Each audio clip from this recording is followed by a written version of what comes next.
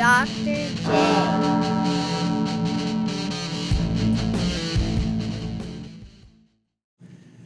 Okay, so Gen X TV. Oh, God. Well, you said that's the one that you've been thinking about. Well, it's if you're talking about stuff that I watched when I was a kid, then it would have to be cartoons. Okay, And we talked about these last week. kinda. We talked about G.I. Joe. Yeah, we kind of scraped it, but we didn't go deep. That was formative. So it was formative. It was. All right, well, explain the formative for G.I. Joe, because mine was Transformers. Well, for me, I think a lot of kids decided, I got to go into the military. Because obviously this is what the military is like. Right, right. There's a Lady Jane. Yeah. In every And unit. What was it, Scarlet? Yes. That was the other one, right? Scarlet and Lady Jane. Oh, my. And Flint. Not to ruin it for anybody, but Duke dies. Sorry. In the movie, not in the cartoon. In the right? movie. In the movie. Yeah. In the movie. I was sad. Yeah, that was Channing Tatum, right? Yep. Yeah. It's like Goose dying. It was like, I can't go on. Now, see, okay, so you said you wanted to you wanted to go into the military because of G.I. Joe. Mm-hmm. For me, it was Top Gun. What, for movies? For military. Oh. Like, I saw Top Gun and I thought, I want to be a Navy pilot. I want to fly a F-14 Tomcat. I have always loved F-14 Tomcats. They are gorgeous planes. They are. I was very sad the day they retired those. And that jet made him famous, too. It did. Well, and think about the Sky Striker. Talking about G.I. Joe, they had the Sky Striker, which is the F-14. And then what was hilarious, they gave Cobra the Warthog. Poor guy. I know, right? No wonder you can't win. Well, you know, and you would know this. Starscream and Cobra Commander are voiced by the same guy. Okay, I did not know that. You didn't know that? But I can believe it. It's the same guy. It's like V for Vendetta and The Matrix. Yeah. That blows my students' mind whenever I show them those movies. Like, yeah, Agent Smith is Z. Yeah. What? What? No.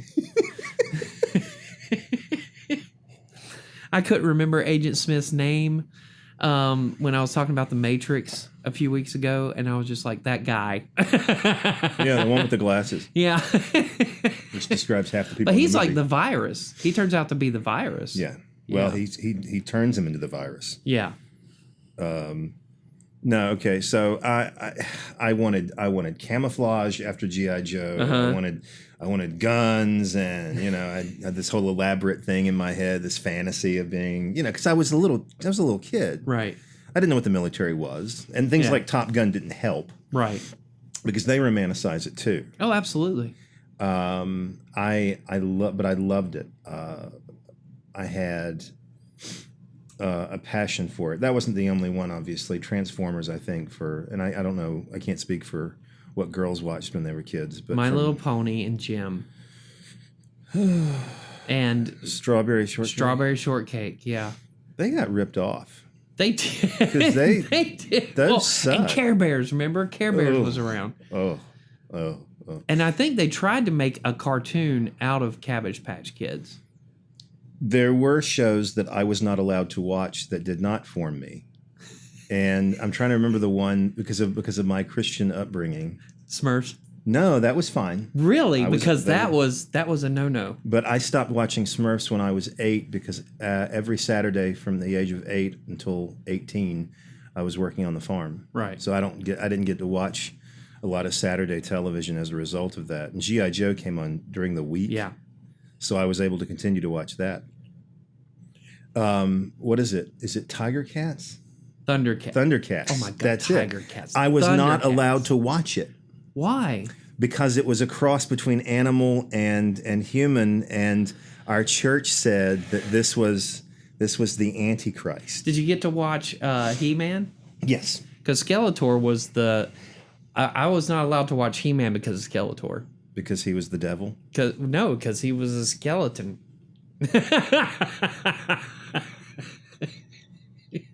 Is this in the Bible? But Smurfs was a bad idea. Smurfs was a no-no, even though I watched it anyway. Gargamel? Because of Gargamel and Azrael. But they're bad cat. guys. They are. So why would that be a problem? Because he created the Smurfs. Spoiler. Remember, spoiler. You got to remember. Well, if they don't know by now, here's the thing: you got to remember this is in the early '80s. Yes. And this was right before they went after Ozzy. Oh yeah. Remember that? I do. And then, of course, all the stuff came out about Kiss and AC/DC. What was it? Kiss was Knights in Satanic Service, and AC/DC was After Christ Devil Comes. Yep. Which, of course, didn't mean that at all. This was real. We couldn't make this up if we tried. I know, right? Oh, and then Dee Snider. Oh, he was just asking to piss them off. His whole career. Okay, so back to the TV. All right, so here's my history with Transformers. Do you remember Ultraman? Yes. Okay, it used to come on WGN on Saturday mornings at 6:30. So what would happen is at 6 o'clock in the morning, I would get up. We kids would get up early in the morning on Saturdays because all morning long was Saturday cartoons, and it all ended with Looney Tunes. Yep.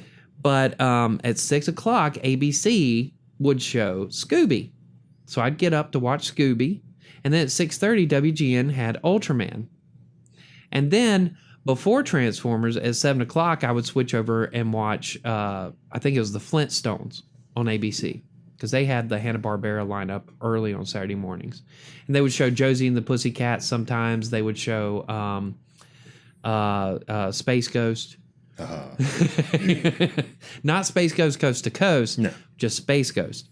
But they would show those things. And Birdman, the Birdman. I can't remember what is it. Is this all on WGN? No, that was on ABC. Okay. But Ultraman was on WGN. So I'd switch over to watch Ultraman. And one Saturday morning, at the end of Ultraman, this new cartoon started. And it was about these robots. And I was like, this is the coolest thing I've ever seen in my life. And that's how I was introduced to Transformers. And I was a huge Transformer fan because G.I. Joe was after Transformers. That came later. Does Optimus Prime die? Oh, yeah. He dies in the movie, in the cartoon movie. And then they brought him back like 2 seasons later after the movie because they needed to sell new toys. How did they bring him back? So, like Resurrection? Yeah. So Starscream. Oh my God. Starscream's ghost shows up. And he's able to get Unicron's head to give him a new body. And of course, he double crosses Unicron, and Unicron blasts him off into space. But the Autobots figure, well, okay, maybe we can do the same thing for Optimus Prime. Whose ghost is hanging around? No, he's like dead. So they go out to like the tomb, and they try to get him to come back to life, and it doesn't work. But like these shady Decepticon characters come around, and they bring him back to life and program him as a Decepticon. So for like an episode or two, he's trying to kill the Autobots. But then like Ultra Magnus and Runimus Prime change him back to good old Optimus. And does he inhabit the same body? Yeah. That sounds cheesy. Yeah. It was 1980s cartoons. And of course we ate it up. The scripts were terrible. Yeah, they were. I tried watching, I don't remember what it was. It might have been, they might have actually shown them the past 5-10 years, something from Transformers. And I'm watching this or trying to watch this. And I had to turn it off because the script was so bad. Oh, go back and watch like the first season of Transformers. There are so many places where the Transformer that you're watching will just change color and then change back. What? Because the animation is so bad. How did this show become popular? And they didn't. Because when you're like 7, 8 years old, you have no standards. You have no standards, and robots. I mean, come on, it's robot. Remember in Big, it says, where they present him with a building that transforms into a robot. They're like, this is what kids want, Of course, it was on the backside of that popularity. That's why when Transformers, like the next popular Transformers series was Beast Wars. They've done the inanimate object thing. Let's do animals. What about GoBots? Yeah, I remember that was so cheap and cheesy. Well, the toys were even cheesy. They were trying to cash in, weren't they? Yeah, they were. Because this comes after Transformers. Yeah, well, that's kind of like Mask trying to cash in on G.I. Joe. Remember Mask? They had the vehicles and they put the helmets on. Oh, I had the playset, man. Yeah. Oh yeah, with the volcano. Yeah. Yeah. Oh yeah. It was the greatest present ever. I had the Camaro. Of course you did. The Camaro with suicide doors. You want to talk about that stupid DeLorean. The doors are great. The doors are great. It's my favorite part about the DeLorean. Right. It's a horrible car, but the doors are great. All right, I'm going to throw one out there to see if you remember this. Voltron. Yes. Yeah? Yes. Which one was your favorite, the vehicles or the lions? The vehicles. Yeah.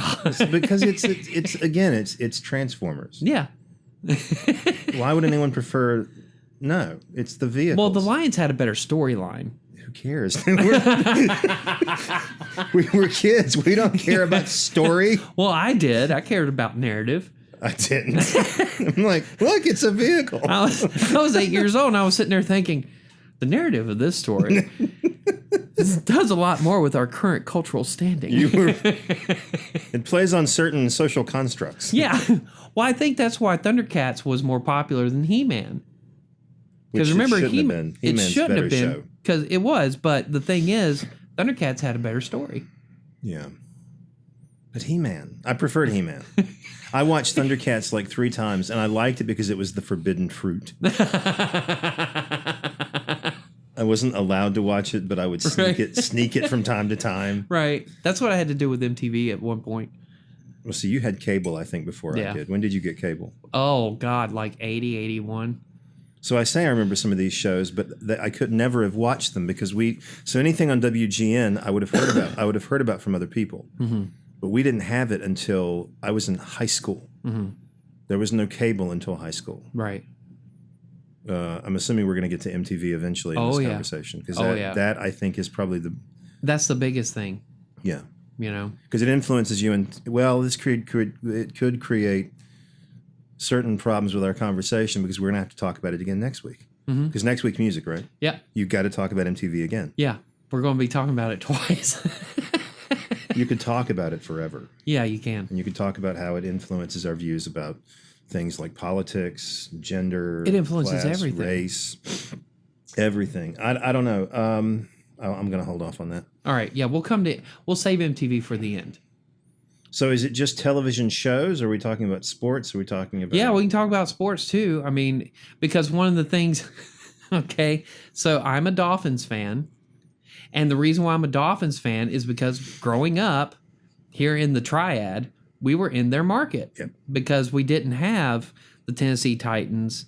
Pittsburgh was too far out. Indianapolis was too far out, but apparently Miami wasn't, even though it's no closer than Pittsburgh or Indianapolis. See, I got some Pittsburgh games, which is where I think I became a Steelers fan because I liked Coach Cowher a lot. Yeah. Because he was always yelling and so intense and so angry. That's late 90s. Well, I didn't care about. Well, he's early. I mean, I remember watching him when I was in high school. Okay. I didn't come to professional football until I liked watching the 49ers because I liked Joe Montana and Jerry Rice, just like everybody else in America.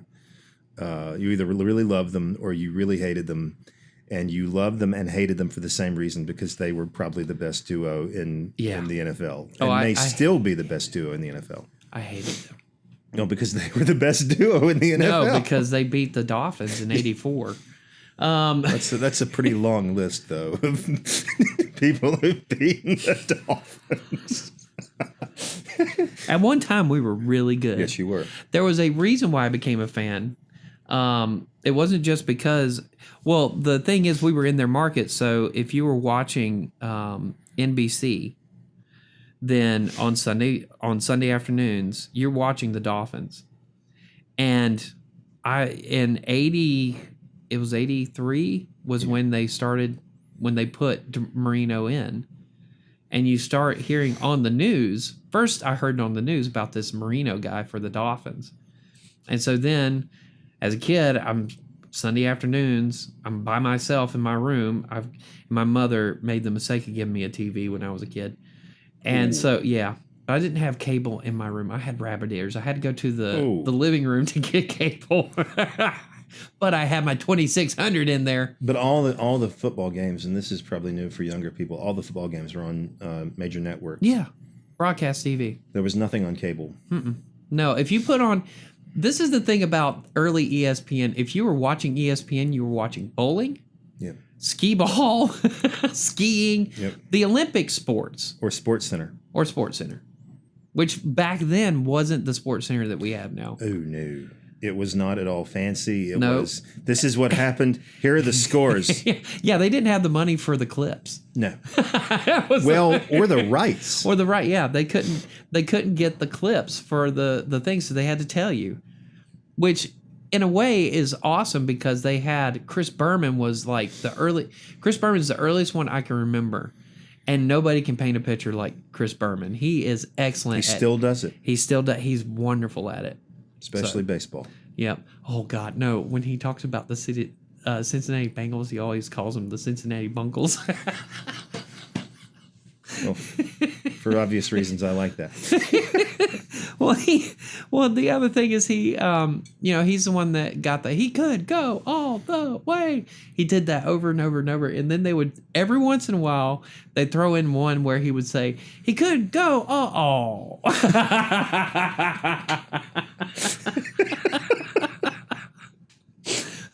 We're going to come back to Sports Center because we have to talk about Rich Eisen and Stuart Scott. Yes. Not Olbermann and Patrick. I think what's interesting is for the boomers, we'll go ahead and talk about it now. You brought up ESPN, or I did. One of us brought it up. But Olbermann and Dan Patrick were more boomers, more for the boomer fans. Yes. But then, like towards the mid to late 90s, these two young guys started showing up, Stuart Scott and Rich Eisen. And I have loved Rich Eisen ever since. I still watch Rich Eisen. Well, today I'm not watching him because he's 45 minutes into his show. But every day I watch him. I'll put him on. He is. He's awesome. Is he our age now? He's older than us. 50s? He's somewhere between mid 40s and 50. He's not 50 yet, I don't think. If he is, he's in his younger 50s. But yeah, he was young. He grew up with us. Yeah. Yeah.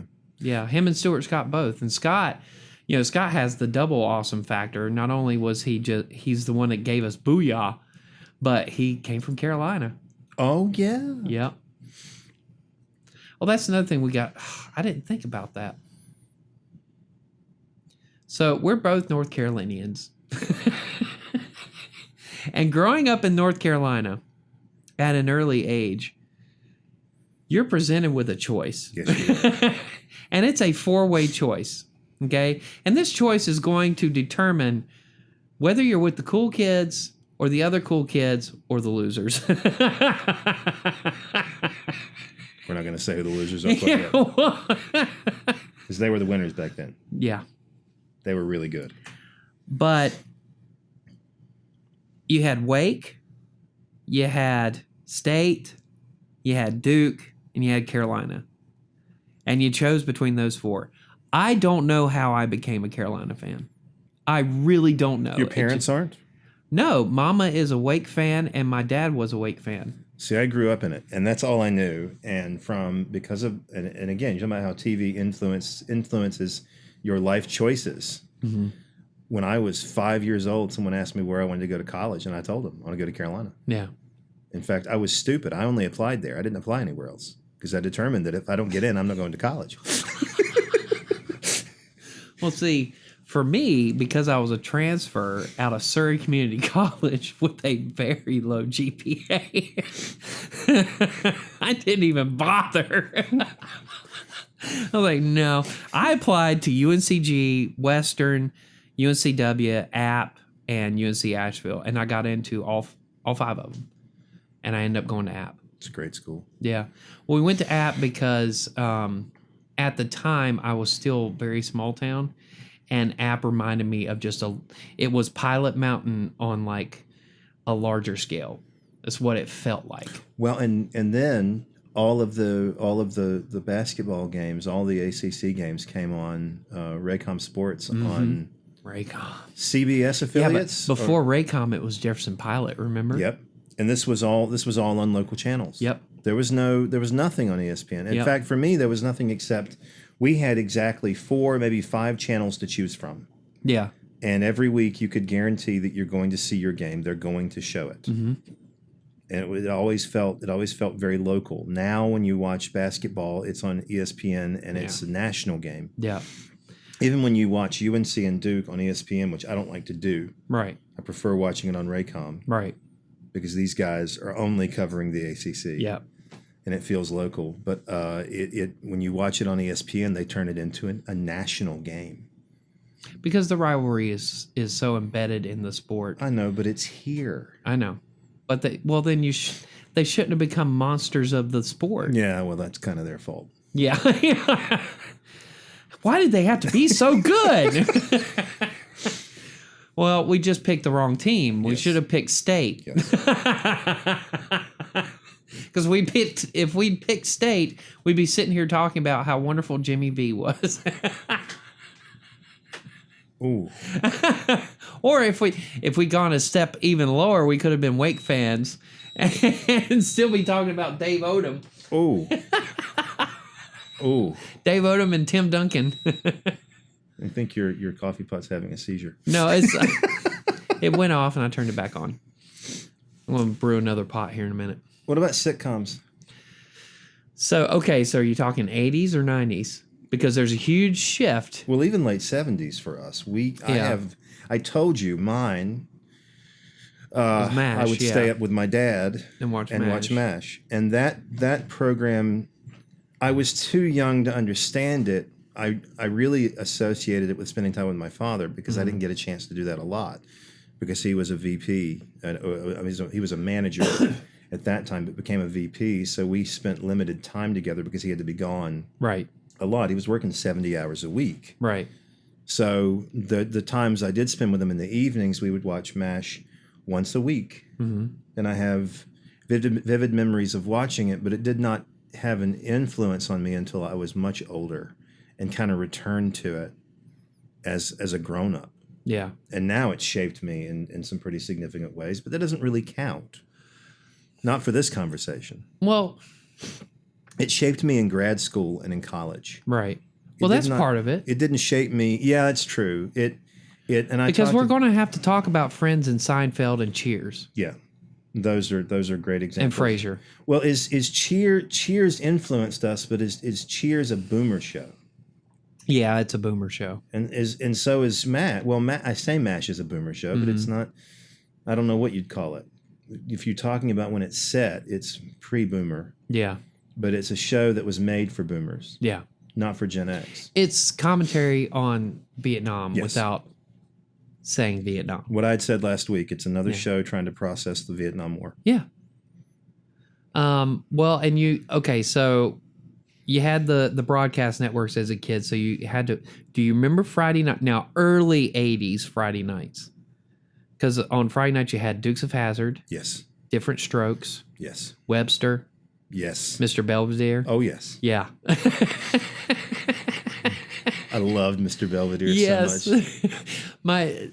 I don't remember much about that show, but I do remember there's one episode where a tornado comes through and they go and they hide and everything. They come out and their house is fine, but there's they hear on the news that a trailer park had been ravaged by this tornado, and Wesley, the kid, asked Mr. Belvedere, he says, why do tornadoes destroy trailer parks, but they don't destroy houses? And Mr. Belvedere responds, because they're afraid of bricks.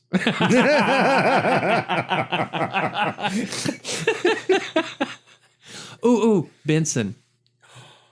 You remember Benson? You could not make these shows now. No. you're talking about you recently did a whole spiel on cancel culture, Yeah. which got a little violent. Part one of many, and hopefully the next ones aren't going to be so vile. These shows would not make it today, No. even though they had a profound impact on us. Soap would not make it Soap today. would never have which made is it. interesting because Soap is one of the first TV shows where you have an openly gay character who's not hiding it, Yeah. No way. and it wouldn't make it today. No. Well, I'm thinking what kinds of things cancel culture would get worked up over. Seinfeld wouldn't make it. No. MASH would never have made it No. because of all the sex and objectification of Mm-hmm. women. It never would have flown. Yep. Despite the fact it had an extraordinarily liberal agenda, Mm-hmm. it still would have been. It never would have made it Yeah. in today's cancel culture. And I think for us, this is hard. You had said it yesterday. It wasn't yesterday. When did this episode come out about cancel culture? It was yesterday. Okay, yeah. How it's been driven by millennials. Mm-hmm. They didn't grow up watching the same TV we did. Mm-mm. If they did, I think they would probably not take as seriously some of the things that they do. Mm-hmm. I think they would instead of canceling things, they would simply choose to ignore them or speak out against them and Yeah. then move on. Well, my wife has told me this several times. She wasn't allowed to watch Friends Why? because of all the sexual nature of the show, the rude jokes, that kind of thing. And her family just said it No wasn't. Friends. It's not a Christian thing to watch. Well, not necessarily a Christian thing. It was, I mean, she was in, when Friends came out in 94, she was 9. And then when Friends went off, she had just gotten out of high school. So she's, during those Yikes. development, yeah, When did they come on? I robbed the cradle, folks. Yeah, she robbed the grave. When did Friends first come on? 94. Okay. The year that I graduated from high school was the first year that Friends came on. I was in college. Mhm. I was a freshman. Yeah. I was a senior in high school. Wow. Yeah. How many years was it on? 10 years? Good It was 03 or Lord. 04? See, I didn't start watching at the very beginning. 9 seasons, so 9 years. I didn't have a TV in my dorm, and I lived in 2 dorms. We had no TV. In fact, when I was living in my second dorm, there wasn't a TV on the hall. Mm-hmm. Well, there was one our neighbor had, and we'd watch some things on it. But I didn't watch Friends until afterward. I watched Friends in grad school, Okay. and I was still growing, so it had an impact on me. Yeah. I got really tired of the song, You all like did. really fast. It's I like- got in on it about 3/4 of the way through the first season. It was the spring of their first season that I got into it. Did it So I influence missed- you early? Oh, absolutely. Chandler has had quite possibly the biggest impact of any other character in any other on my. I loved half my language comes from Chandler. I look at my children and it's like whenever they do something stupid, and I've been doing this since they were little. I look at them and say, "Can you be 12?" And they don't know where it comes from. No. You liked Joey too, didn't you? Oh, Joey was awesome. But Chandler was my guy because I felt like Chandler. No matter what I tried. There's a wonderful episode where they go through the blackout and he gets locked in the room, the ATM room with the supermodel. And he spends almost the entire episode trying to get up the guts to speak to her. And I'm like, that's how I feel. At that point in time, that's how I felt. I felt like I can't talk to the hot girl. I didn't have that confidence yet. And here's this guy on TV who's like, he's feeling the same way. Yeah.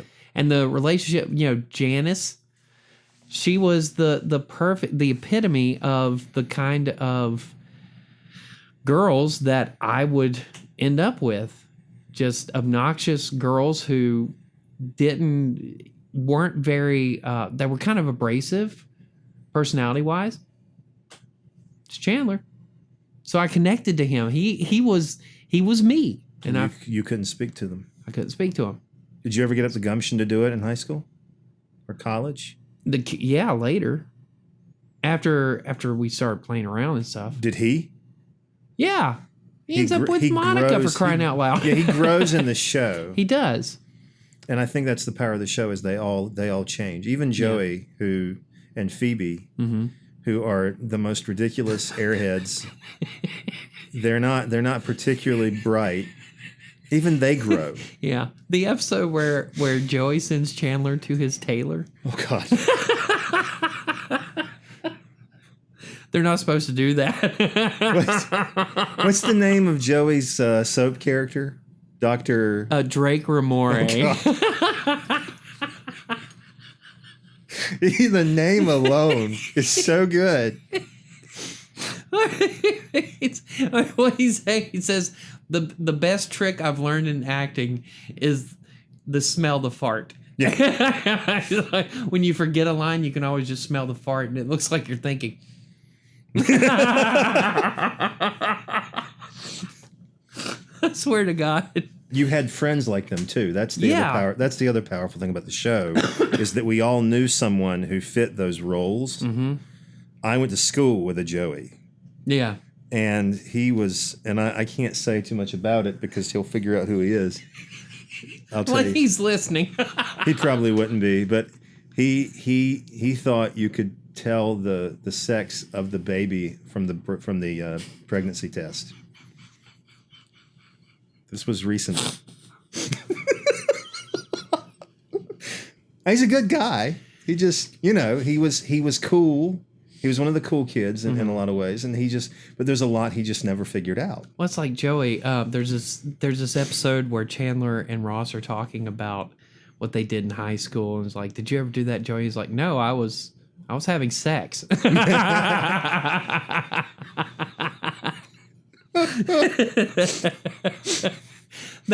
I think my favorite episode with Joey, favorite thing with Joey, is the episode where Rachel gets him to read Little Women, and she gets pissed off at him and tells him the ending, and he gets so mad, and then she takes it back, and then the ending plays out, and he's like, "You lied!" And he's like bawling. I don't remember this one. Yeah, it's good. He's trying. The whole thing starts because he's reading The Shining.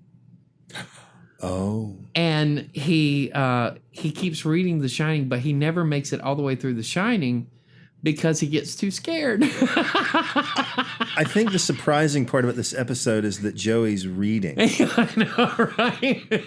That might be a plot hole. Well, I think at some point Chandler looks at Rachel and tells her, you just ruined one of only 4 books he's ever read.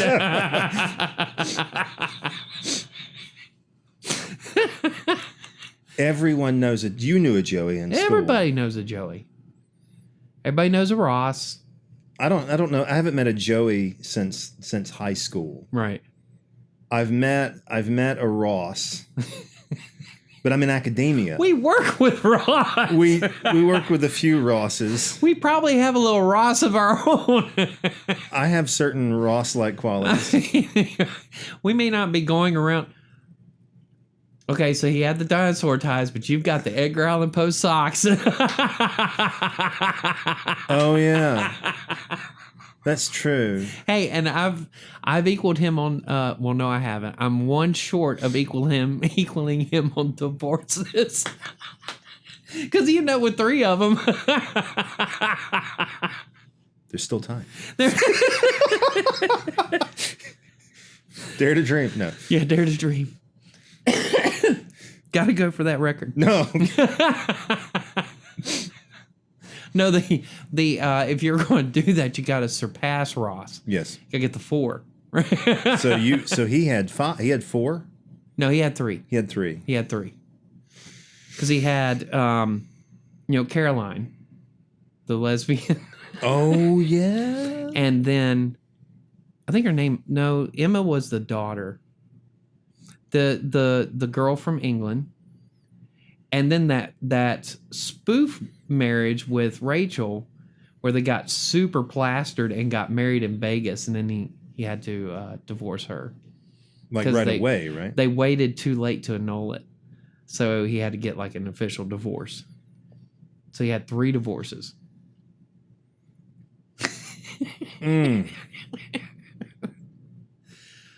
All right, let's come back to cartoons because we haven't mentioned the other cartoons in Beavis and Butthead Oh, and South Park.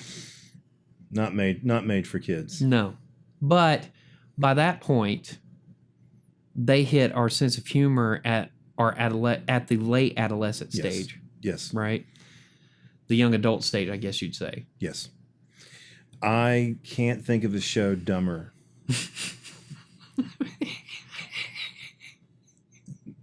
than Beavis and Butthead. Did you ever see the movie? Yes. When he's in the camper and the old man walks in. Yes. What the hell are you doing? He goes, "Hey there." It's the dumbest thing I've ever watched. And I can honestly say that there is nothing redeeming about it, which in itself is hard to pull off. But it's beautiful. It is It's beautiful. so wonderful. It's a to create something without a single redeeming quality is a hell of a needle to thread. I know, right? I don't know how he pulled it off. Because what he did was brilliant. Yeah. To create something with no redeeming qualities. It's one thing to create a show with characters with no redeeming qualities. That's called Seinfeld. Yeah. We're going to get to that one. No one in that show is even a decent. They're all horrible people. Right. But to create a show with no redeeming qualities of any kind, you've got to be kind of a genius to pull it off. And he did with Beavis and Butthead. Well, he kind of does the same thing with King of the Hill. He does this. There's nothing. Well, you like Hank. Yeah. You like Hank. He tries. He tries. And so in that regard, it fails the no redeeming qualities test. But Beavis and Butthead, there's nothing about them that's good or noble. Nothing happens that is good or noble or of any value. They achieve absolutely nothing. And you're thinking, as a young person, you don't think about it. You just think it's funny. And when you get older, at least I had this moment where you ask, what does it say about me that I loved this show? Is something wrong with me? Something must be wrong with me. But then you after you get past your personal issue with liking it, you then ask the next question is, what is wrong with my generation? Because clearly the show kept coming on, which means it's not just me. We all needed TP for our bunghole. We in fact did. I am Cornholio. Oh God! And see, it's still in my head. Yes. I can hear it. I can see it now. It's like, And the laughing. And once in a while, you'll make a joke using that. You know, he said. You know, You said balls. and you wonder, why am I alive? Yeah. Is there any reason to go on? Because this show has tainted me. So it's the show you don't want to be influenced by. But you are. But you are. In fact, you're probably, not you in particular, but we probably are more influenced by that show than we ever realize. Because I don't think about it from day to day. Well, that one and South Park. Yes. The early South Park. That show has redeeming qualities. Yeah. And a lot of them. And it because unlike Beavis and Butthead, which has Beavis and Butthead has no commentary at all, whereas South Park is one hot button issue after another, after another, after another. And the show gets dark fast. I'm going to argue a little bit with the commentary from Beavis and Butthead because Beavis and Butthead themselves, no. There's no commentary there except you have a couple of slackers. Yes. And that's it. Where are their parents? You want to talk about latchkey generation. This is an entire show. You don't see their parents. Yeah, and this is what happens when you don't have parents. Yeah. But then if you look at the authority figures in their lives, they're all caricatures that he's making social commentary with. Remember, this is the guy who did Office Space, which That's is true. And we didn't talk about that movie, but it is a brilliant piece of commentary about workplace culture that still today That still movie, makes sense. That movie is a commentary. Yeah. And so if you look at like the principal and the hippie teacher, and all that, even Daria, when she shows up at first, she's social commentary. Is Daria a spinoff of them, or She is okay? Yeah. That show actually has obvious redeeming qualities. Daria does. Because yeah. you like her. Yep. You don't want to like Beavis and Butthead, even though you do. You like Daria, and it's okay to like her. You would not hang out with Beavis and Butthead. No, you would hang out with Daria. Yeah. She's like the most Generation X character ever created. Mm-hmm. She's ironic as a default mode. Yeah. That's all she does is irony Yeah. and sarcasm. Which is is why you love her so much. Just like, because everything she says, you're like, you're right. Mm-hmm. You're absolutely right. So maybe, okay, so you've ruined my thesis. there may be some redeeming qualities to Beavis and Butthead. Well, I don't know if there's redeeming quality. I think there's commentary there with some of the characters. But that would make it redeeming to some extent. Well, he at the very least knows how to draw in his audience, who have all been, and I don't know. This is a melodramatic way to say it. Who've all been abandoned by their parents. Yeah. In favor of, well, the parents had no choice. The parents had to work because the economy is what it is. Yeah. There's no more stay-at-home parent. Right. We had to come home by ourselves. Yeah. But the show speaks to that. Mm-hmm. And what happens if you don't have a parent there? What are your role models? Yeah. And what shirt are they always wearing? Which one wears the Metallica shirt? Beavis wears AC/DC. Yes. And then no. It's backward. that's right. He wears Metallica. Butthead wears AC/DC. And they're wearing the same clothes every day. Yeah. So obviously there's a laundry problem at home. You know. These got to be the smelliest teenagers on the planet. They never have relationships, do they? I mean, they don't have any friends except each other. That's it. They never in fact Even finally have sex. Even like the kids that you look at and you think, okay, these are the worst kids in school. Even they hate Beavis and Butthead. I mean, it's just like the Beavis and Butthead is so far at the bottom of the totem pole. There's nobody else down there with them. No.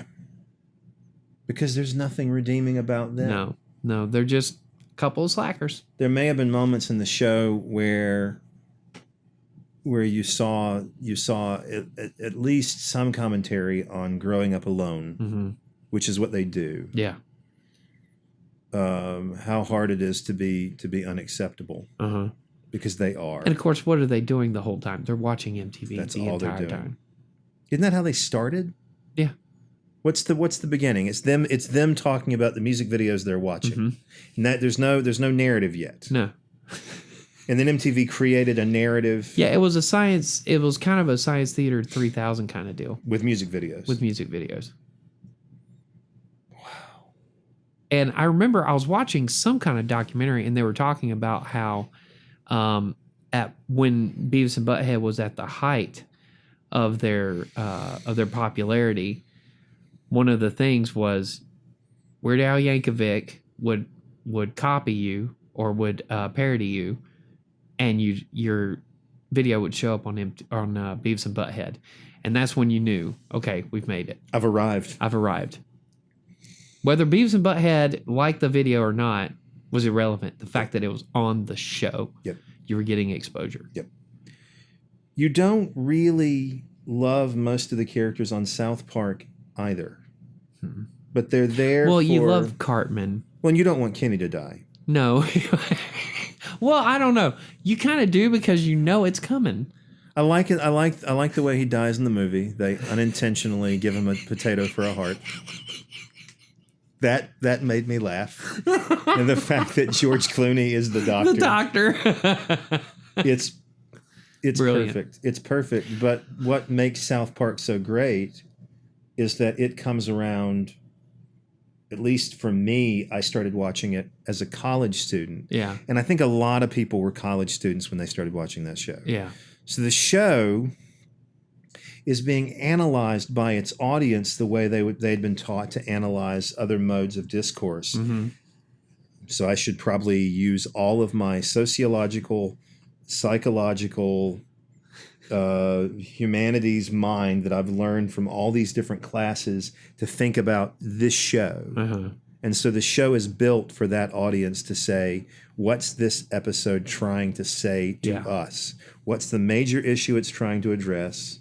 And what are we supposed to do with this information now? Yeah, one of the interesting things is like when I do that animation seminar, I show the clip from the Chicken Lover episode with Cartman as the little deputy. And what is he doing? It's police brutality. Yes, that's exactly right. And they're talking about it. They're talking about it in their way, but they're talking about that was 1995. It's the first show that, and I mean, obviously, again, MASH later does it, but South Park was the first show that I watched as an adult that made me ask hard questions about big issues. Yeah. And made me think about stuff I'd never considered before. The one about the gay dog? Yes. And don't be gay, Spot. And you would talk to your friends and you'd be laughing about it, but you would still be trying to get your head around what this show's trying to tell you. Yeah. The movie. Yeah. The movie talks about it's okay to kill. Violence is all right, but don't cuss. Yeah. Because that's not all right. And it plays on this idea, and I don't know if they got it from Apocalypse Now or not, but that moment in Apocalypse Now when one of the characters says, we teach them how to kill, but they can't write fuck on their planes because it's obscene. It's the same concept. Yeah. Why are we as a culture okay with violence, but not okay with sex and foul language? Yeah. Why are they off limits, but graphic violence is okay? Yeah. And during that time in the 90s, this is the conversation we were having. Mm-hmm. The FCC, and it's almost like South Park went out of its way to offend the FCC by saying, you can't touch us because we're not on a major network, but we're doing everything you hate. Yeah. There's one episode where they say the word shit, and they have the counter at the bottom. Yeah. It was the week that, because everybody was freaking out because NYPD Blue, at the end of the show, he was going to say shit. And so South Park, of course, being South Park, took it to the extreme. Yes. And they said, I can't remember how many times, but they dropped it like every other word. Yes. They had a counter on the bottom right-hand corner of the screen.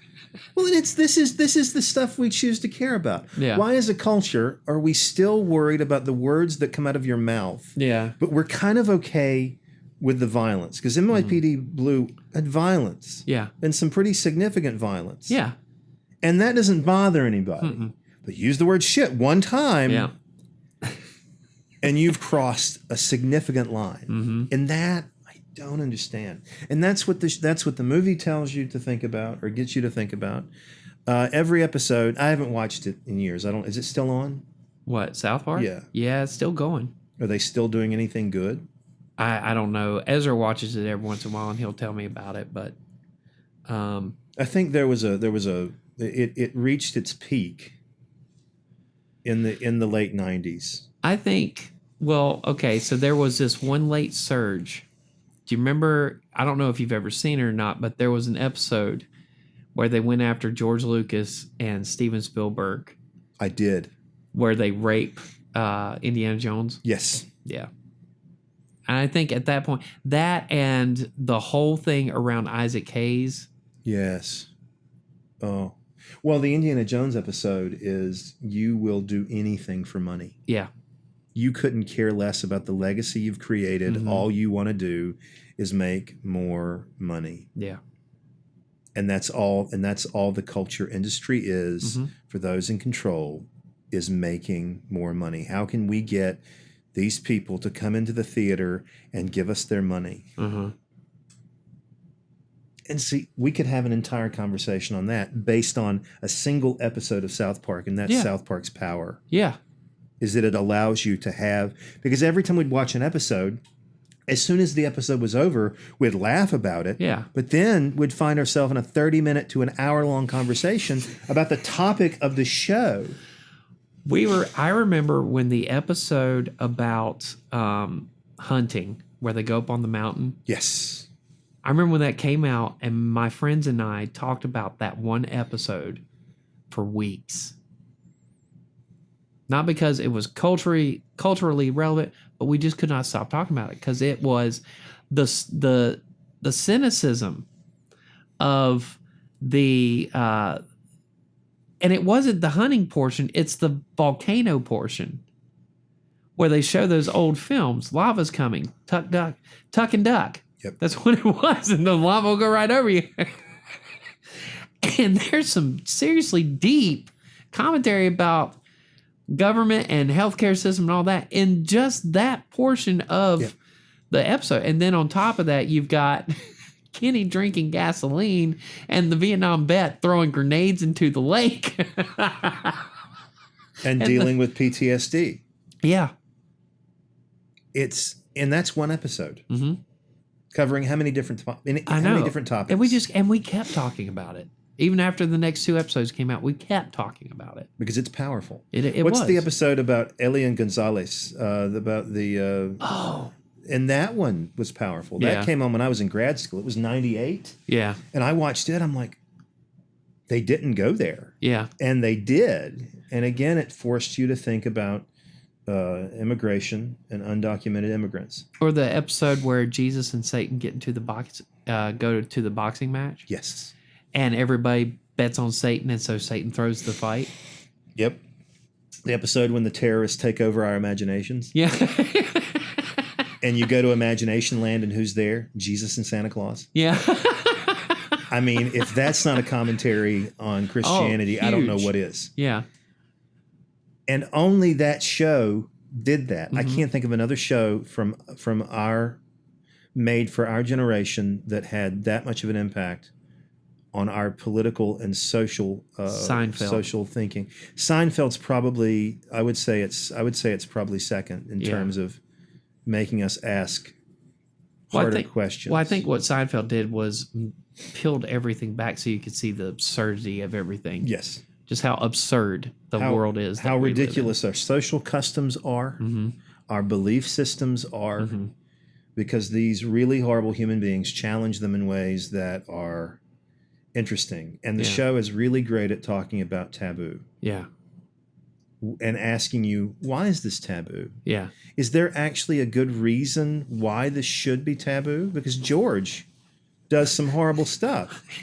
But is it horrible inherently? Well, Elaine does too. Well, but is it horrible inherently, or is it horrible because our culture has said it must be? Yeah.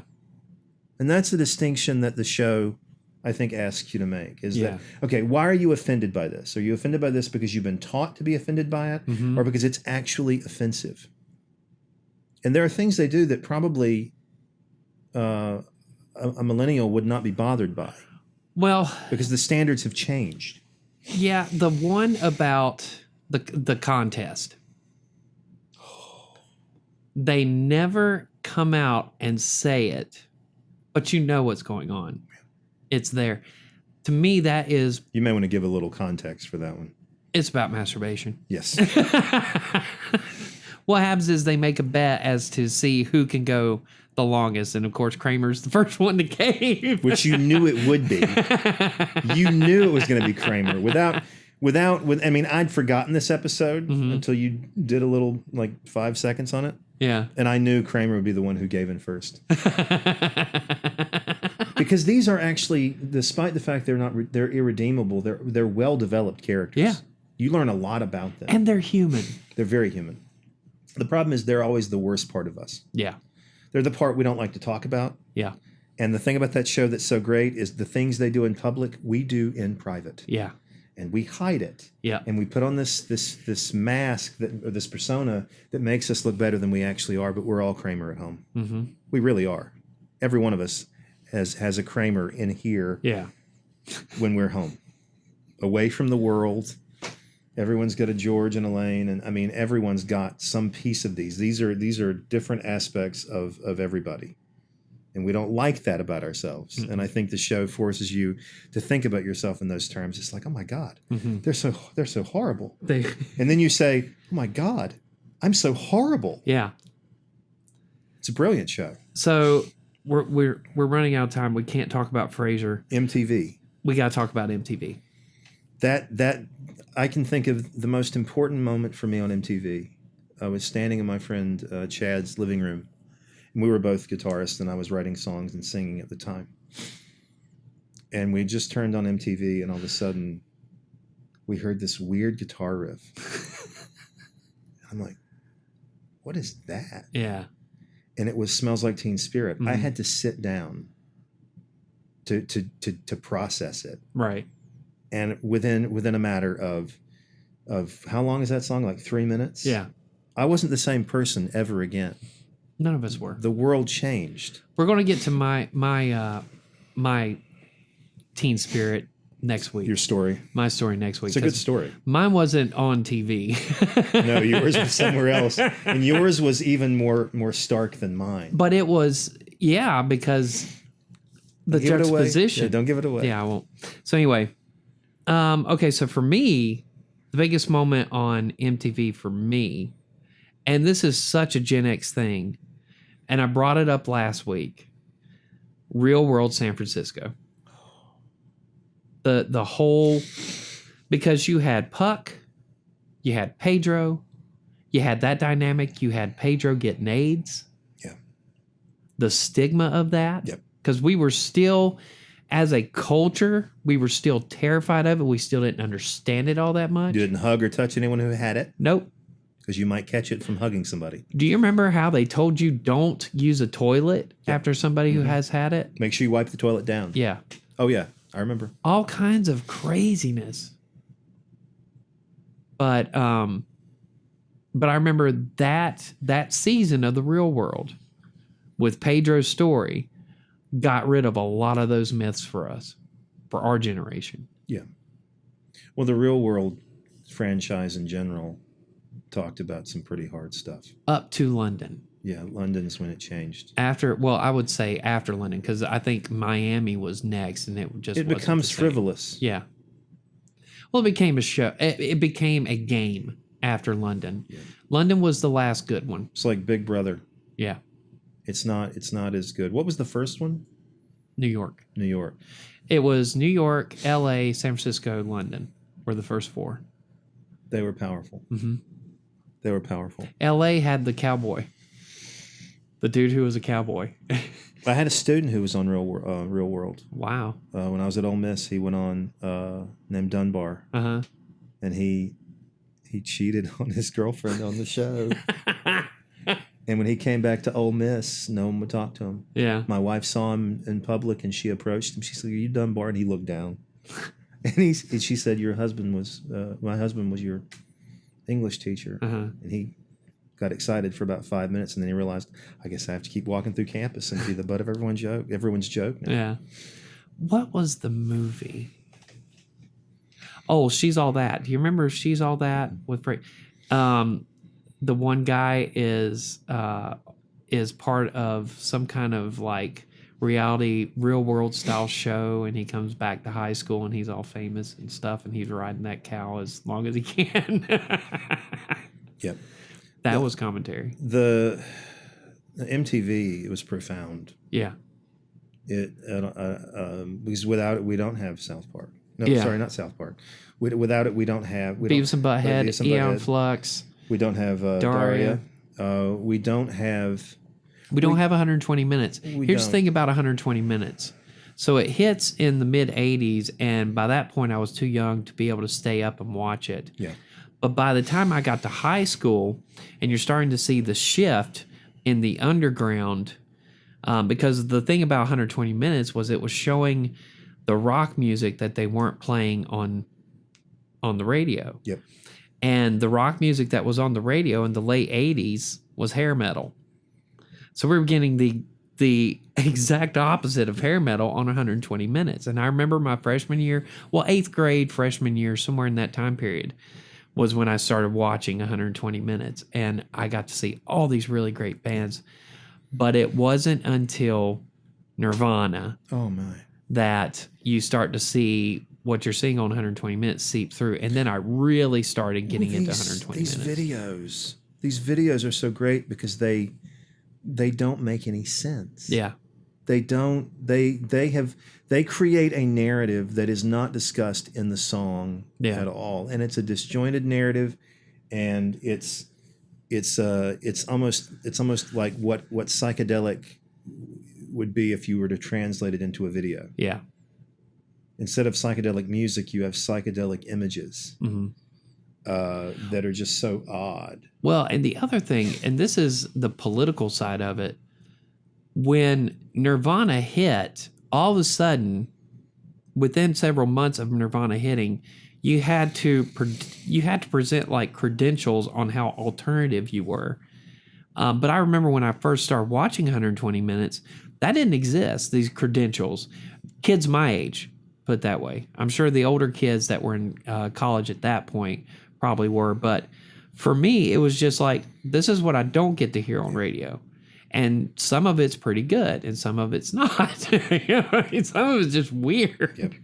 But that was the first electronica that I was ever exposed to was on 120 Minutes. It was risky. Yeah. And it made being risky okay. Mm-hmm. Unlike Headbangers Ball, which was basically just the Sunset Strip. Yeah. That's all that show was the Sunset Strip. And I remember I would watch Headbangers Ball every once in a while, especially in the late 80s, because you got to see interviews with Guns N' Roses and Rat and, those guys. I remember when Dave Mustaine went on. But the best stuff is 91 to 94. Yeah. I think that's when, for me at least, that's the most powerful MTV was. Mm-hmm. And I don't think it's an accident that it coincides. Yeah. With we still have gangster rap, and grunge. Yeah. Big, and they do use it to challenge certain ideas we have about culture. It was life-changing for me. As crazy as it sounds, and I'm sure someone will say, well, that's kind of sad. Well, and the other thing about, and several different documentaries have pointed this out, MTV became a national radio station. Yes, it did. And for Gen X, it was our radio station. Yes. And the other thing, probably the most important thing, two most important moments on MTV as a generation is Madonna at the 84 VMAs. Yes. When she's rolling around like in that dress. Which I didn't get to see because I didn't have MTV at the time. And Thriller. Yeah. Thriller was huge.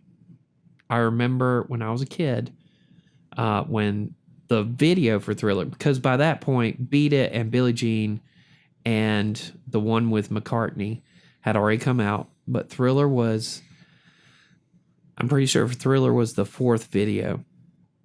And they did a big build up for it and everything, and you watched it, and the next day at school, that's all everybody was talking about was that video. The day after it premiered, and it was awesome. It was amazing.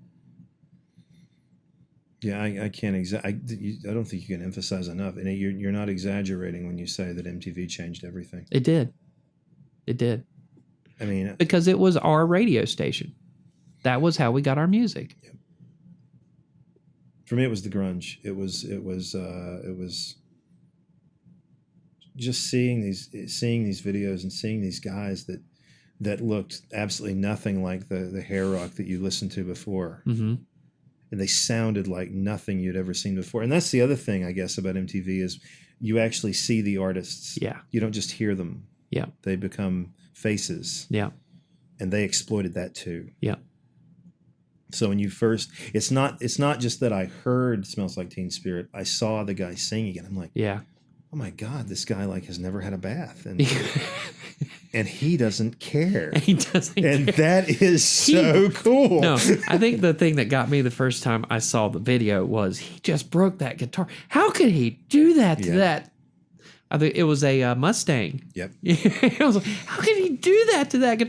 Oh my God, I would never do, because I'm like clinging to my little Fender Squire. I had one of those. Oh, I think we either had that or an Araya Pro. The really sad ones among us had a Court. Or Sears and Roebuck. The guitarist for REM used one of those on used one of the cheap guitars on one of the albums. Oh, really? Yeah. Cool. It was a really crap guitar, and it sounds amazing. Of course it does. Of course, when you have that kind of money, you can make it sound like anything you want. Yeah, I know, right? That kind of talent, too. All right, last thing, and then we're going to call it short because now we're going to go back to our childhood. We got to talk about the Muppet Show. Oh. This show's going to be long. The Muppets exposed you to so much. Mm-hmm. My favorite episode of the Muppets is when they invite, is it Mark Hamill? Yeah. As Luke Skywalker. John Cleese was on there. Yeah. Oh, a lot of people. You go back and look. What they had Tiny Tim on there at one point. Yes. I'm trying to think. Martin Short. Yeah. And Steve Martin was on there a couple of times. Yeah, they had. It's like SNL for children. It was. And you had the two old men up in the balcony. That show is my happy place. Yep, Ralph, the piano playing dog. Yep. God, love him. Animal. Yeah. Everyone who knows a drummer knows that there's a little animal inside of every drummer. How many drummers became drummers because of Animal? I thought about it. I'm not going to lie. Instead, I became the dog. The piano playing dog? The piano playing dog. There was no. Who was the guitar? Was there a guitarist? Yeah, it was the hippie guy. Okay, that became him. And too. then the blonde hippie chick was the bass player. What's so great about that show though is they managed to do so much all at one time. You've got this love affair between a frog and a pig. Which may in itself be a commentary about difference not stopping you from dating or loving somebody else. Yeah. You know, as crazy as that sounds. And then you have Gonzo. Yes. Oh, that shows my happy place. And his group of chickens. Come on, ladies. and then they managed to make the movies. Mm-hmm. And the movies were just as good as the show. Yeah. And they had just as many stars in the movies as they did the shows. Oh yeah. I love that show so much. It's not on TV anymore, is it? Mm-hmm. They don't even run reruns. I don't think so. They need to. Yeah. TV Land needs to pick it up. It was Saturday nights at 7:00. And it was the best TV show on. I love that show so much. Hee Haw was Sunday nights at 7:00. You remember Hee Haw? Well, people like you and me probably have a different relationship with Hee Haw than a lot of people, because if you're growing up in an urban area watching Hee Haw, this is hilarious. If you're growing up where we did, it's like, this is home. This is home, yeah. This is... Well, that and, okay, so I don't know about, because you're from the eastern half of the state, back here, and they still do this to this day, I think, at 5:00 on Channel 2, it's Andy Griffith. Yeah, they do it at home too. Yeah. That's the whole state. Yeah. The whole state. And that's a show that obviously is not made for Gen X. No. But if you're from North Carolina, you grew up on it. You grew up on it. And that's a very kind of specific regional thing. Yep. Though it comes on in Mississippi like that too. People like it in Mississippi. I think it speaks to Southerners in a way that the rest of the country just doesn't get. They don't get it. Yeah. It doesn't make sense to them. To be fair, though, I think it speaks to North Carolinians in a way that it doesn't speak to other Southerners, because the culture he's using or channeling is our culture, which is why I think a Gen Xer is just as affected by it as a boomer, because we're growing up in a very similar culture. The culture hasn't shifted. Well, okay, now the culture is radically different, and I think traditional culture in this state is going away. Yeah. You could do an entire episode on how Southern culture is dying. Well, I did the short files about what is the future of the South, yeah, we can come back to that later. The future is bleak. We have all kinds of topics we can talk about. You do. But we got 2 more in this series, so we're going to stick to that. All right. That's it for this week. This is the new format. We're going to ditch the Zoom thing because I need to capture better audio.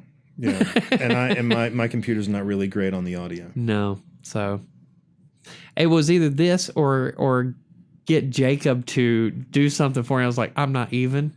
Well, but there are no more cameos of my dog. Yeah, Which is the only appealing part of my segment. my dogs just stay away. They know. They just know. The gate doesn't hurt. All right. Peace. We'll see y'all next week.